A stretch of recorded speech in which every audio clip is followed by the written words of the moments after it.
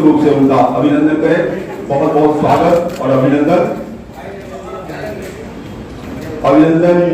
की इस के बाद मैं माननीय उप मुख्यमंत्री श्री ब्रजेश पाठक जी से अनुरोध करूंगा कि वह विभिन्न विषयों के साथ को माननीय मीडिया के समक्ष रखें। माननीय पाठक जी,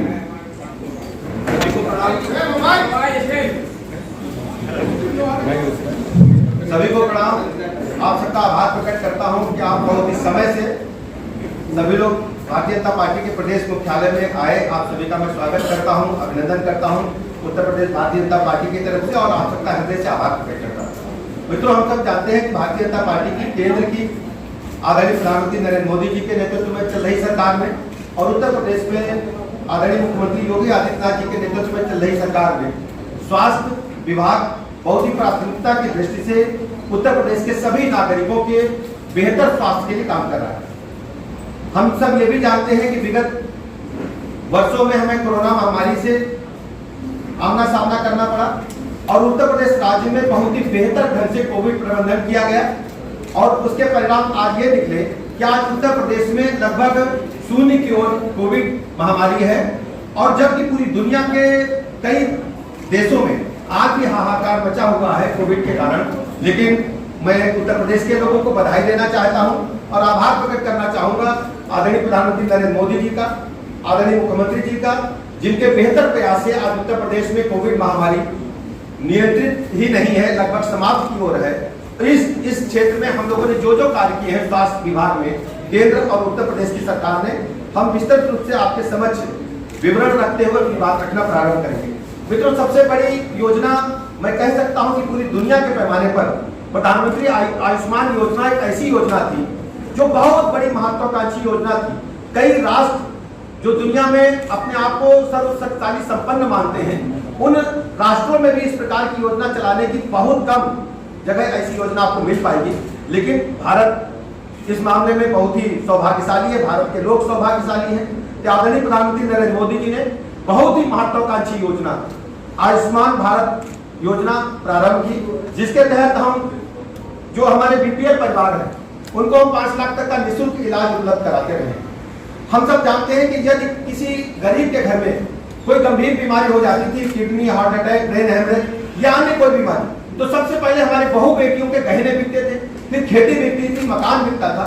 लेकिन आदरणीय प्रधानमंत्री नरेंद्र मोदी जी ने गरीबों की, वंचितों की पीड़ा को समझते हुए प्रधानमंत्री आयुष्मान भारत योजना प्रारंभ की। उसके तहत हम उनको आयुष्मान कार्ड जारी करते हैं और इस योजना के तहत अभी तक हम सब जानते हैं कि 1.18 करोड़ पात्र परिवार उत्तर प्रदेश राज्य में है जिनको हमें आयुष्मान कार्ड बनाना है। इसके अलावा जो आच्छादित नहीं हो पाए हैं इस योजना में, चूंकि 2011 के जो SECC के आंकड़े उस आधार पर हमने आयुष्मान कार्ड बनाए हैं, लेकिन फिर भी बहुत ढेर सारे गरीब वंचित रह गए हैं, नहीं हो पाए हैं। उसके तहत हम लोगों ने मुख्यमंत्री जन आरोग्य योजना चलाई उत्तर प्रदेश सरकार ने। उसके तहत जो लोग बच गए हैं, जैसे जो अंत्योदय कार्ड धारक थे या हमारे पास श्रम विभाग के अंतर्गत बोर्ड ऑफ कंस्ट्रक्शन में पंजीकृत श्रमिकों को, यानी जो हमारे श्रमिक भाई पंजीकृत है श्रम विभाग में, उन लोगों को भी हमने माननीय मुख्यमंत्री जी की जो जन आरोग्य योजना है उसके तहत जोड़ करके हमने उनको भी आयुष्मान कार्ड जारी करने का काम किया है, यानी इलाज उनको करा रहे हैं। इस प्रकार 1.80 करोड़ आयुष्मान कार्ड अभी तक वितरित किए जा चुके हैं। 1.80 करोड़ आयुष्मान कार्ड वितरित किया जा चुके हैं, जिसके कारण 5 लाख तक का निःशुल्क इलाज करने की व्यवस्था उन गरीब परिवारों को हमारी केंद्र की सरकार ने और उत्तर प्रदेश सरकार ने किया है। इसके अलावा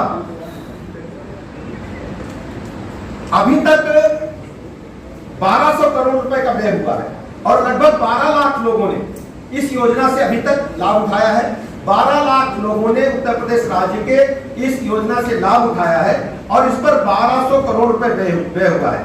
इसके अलावा 2949 अस्पताल इसके लिए आबद्ध किए गए हैं, जो सरकारी क्षेत्र के साथ साथ निजी क्षेत्रों में बेहतर काम कर रहे हैं, उनको आबद्धता दी गई है, जहां पर आयुष्मान कार्ड के तहत उनको निःशुल्क इलाज मिलेगा। इसके अलावा हम सब जानते हैं कि कोविड महामारी एक हमारे सामने बहुत बड़ी चुनौती थी।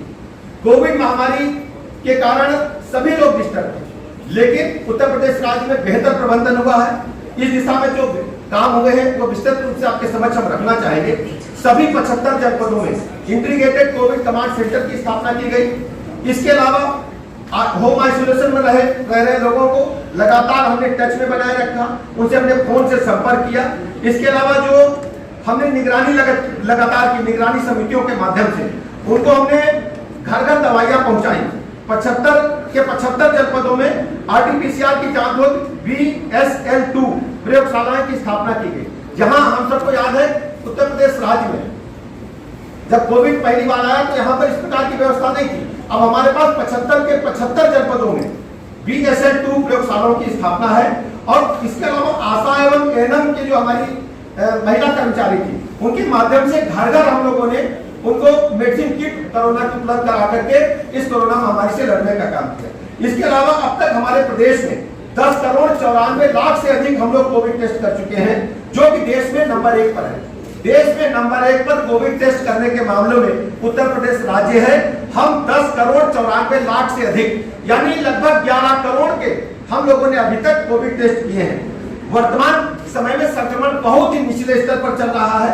एक्टिव केस की संख्या इस समय उत्तर प्रदेश राज्य में मात्र 300 के लगभग है। कोविड टीकाकरण के मामलों में हमने देश में बहुत बेहतर काम किया है। हम सब जानते हैं कि टीकाकरण के कारण ही जो कोविड महामारी नियंत्रित हुई है। हम सब अगर बगैर मास्क के आज घूम रहे हैं, ये टीकाकरण के कारण संभव हुआ। हमारी इम्यूनिटी डेवलप हुई है और हमने देश को दिखा दिया है कि प्रदेश में 25 करोड़ आबादी होने के बावजूद भी हमारे पास नेटवर्क है, हमारे लोग हैं, हमारे पास एक ऐसी हमारे पास मानव पूंजी है जो जिसके माध्यम से हम लोगों की सेवा कर सकते हैं और लोगों को किसी भी महामारी से मुक्त कर सकते हैं। ये दुनिया को उत्तर प्रदेश राज्य ने दिखाने का काम किया है। इसके अलावा हम सब जानते हैं 30.5 करोड़ लोगों को अभी तक उत्तर प्रदेश राज्य में हम लोगों ने टीका लगाने का काम किया है, जो देश में सर्वाधिक है। इसको गति देने के लिए हम लोगों ने क्लस्टर मॉडल अपनाया। क्लस्टर मॉडल का मतलब ये हुआ, जैसे एक गांव को यूनिट हमने मान ली तो एक गांव में घर घर दस्तक दे करके हम लोगों ने टीकाकरण किया। इस क्लस्टर मॉडल की चर्चा पूरे देश में हुई। उत्तर प्रदेश राज्य की देख करके कई राज्यों ने भी क्लस्टर मॉडल को अपनाने का काम किया। इसके अलावा ई संजीवनी पोर्टल हम लोगों ने डेवलप किया। इसमें टेली कंसल्टेशन होता है। ई संजीवनी पोर्टल हमारा कोरोना महामारी के काम में बहुत काम है। हम सब जानते हैं कि जब लोग एक दूसरे को मिलना पसंद नहीं कर रहे, एक दूसरे की सांसों को टकराना दुरूह साबित हो रहा था, कहीं कोरोना हमको एक दूसरे से ना हो जाए। ऐसी परिस्थितियों में हमारे स्वास्थ्य महकमे ने ई संजीवनी टेली कंसल्टेशन सिस्टम डेवलप किया। इसके माध्यम से ई संजीवनी ऐप को लोकप्रिय बना। डॉक्टरों से घर बैठे परामर्श प्राप्त कर सकते हैं, उनसे आप वीडियो कॉलिंग कर सकते हैं और इसके अलावा हेल्थ एंड वेलनेस सेंटर जाकर ये सुविधा आप प्राप्त कर सकते हैं। इसके अलावा कम्युनिटी हेल्थ अफसर के माध्यम से भी आप इस सुविधा को प्राप्त कर सकते हैं। उक्त के अतिरिक्त 2030 तक हम इसके अलावा हम संचारी रोग हमारे जो है उन पर भी हमारी सरकार बेहतर से बेहतर काम कर रही है। संचारी रोग अभियान के तहत हम लगातार काम कर रहे हैं। मलेरिया को 2030 तक हम पूरे प्रदेश से समाप्त करने के लिए हमने बीड़ा उठाया है और इसके लिए प्रदेश सरकार गंभीरता के साथ काम कर रही है। संचारी रोग अभियान के तहत अभी आपने देखा होगा 2 अप्रैल को माननीय मुख्यमंत्री योगी आदित्यनाथ जी ने सिद्धार्थनगर जनपद से इसको प्रारंभ किया। सिद्धार्थनगर जनपद को इसलिए चुना कि सिद्धार्थनगर में इस प्रकार के रोग सर्वाधिक पाए गए थे। इसके अलावा दूसरे नंबर पर फिरोजाबाद जनपद था। फिरोजाबाद जनपद में मैं स्वयं गया था, वहां संचारी रोगों का जो अभियान था हम लोगों ने प्रारंभ किया। इसके तहत हम जो जेई है, एईएस है, मलेरिया, डेंगू, चिकनगुनिया, कालाजार, स्क्रब, टाइफस जो 8 बीमारियां होती हैं उनको नियंत्रित करने में इसके तहत हम क्या करते हैं, संचारी रोग कहीं पानी एकत्र नहीं होने देंगे, कहीं मच्छर होगा उसको फॉगिंग कराएंगे, जो नाले साफ कराएंगे, कहीं भी गंदगी नहीं होने देंगे। एक अभियान चलाकर सभी विभाग जो इससे संबंधित हैं, ग्राम विकास विभाग, हमारे नगर विकास विभाग जो संबंधित विभाग है, सबको लेकर के हमने एक अभियान चलाया। उस अभियान का प्रारंभ हो गया, अभियान अभी भी चल रहा है। संचारी रोग चूंकि इसी मौसम में पनपते हैं तो हमारी सरकार इसके लिए सतर्क है। हम लगातार इस दिशा में काम कर रहे हैं।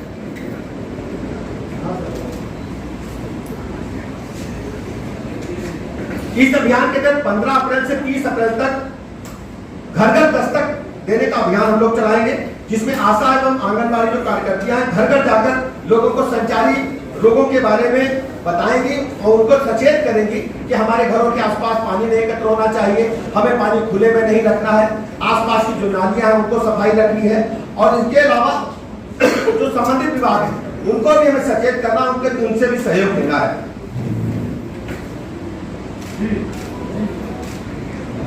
Ayushman Bharat digital mission ABDM के बारे में आप लोगों ने सुना होगा। जन सामान्य द्वारा विभिन्न चिकित्सालयों के माध्यम से प्राप्त की गई चिकित्सा सुविधाओं को एकीकृत डिजिटल रूप में सुनिश्चित करने के लिए आयुष्मान भारत डिजिटल मिशन का प्रारंभ किया गया है। इस योजना के लागू होने से नागरिकों को चिकित्सकों से परामर्श के समय अपने समस्त चिकित्सा अभिलेख लेकर चलना नहीं पड़ेगा।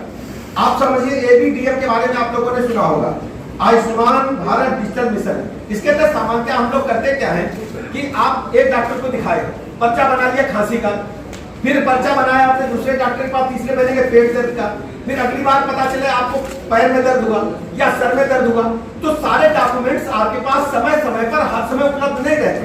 सामान्यतः घर में रख देते तो दूसरा पर्चा ढूंढने में दिक्कत आती है। तो हमारी सरकार ने इस योजना को इसलिए लागू किया है कि आपके जो भी मेडिकल डॉक्यूमेंट्स हैं वो इस पोर्टल पर उपलब्ध रहेंगे, और आप जब चाहोगे तो अपने मोबाइल पर देख सकते हो, या कोई चिकित्सक आपके बारे में हिस्ट्री जानना चाहता है तो ABDM पर जाकर के वो देख सकता है कि आपके शरीर में क्या क्या पूर्व में विकृतियां रही हैं, कहां कहां दिक्कतें रही हैं, कौन कौन सी आपको बीमारी हुई है, उसकी हिस्ट्री उस पोर्टल पर रहेगी, जिससे आपके जन सामान्य के स्वास्थ्य को और बेहतर बनाने में आपको और हमारी सरकार को, हमारे चिकित्सकों को मदद मिलेगी।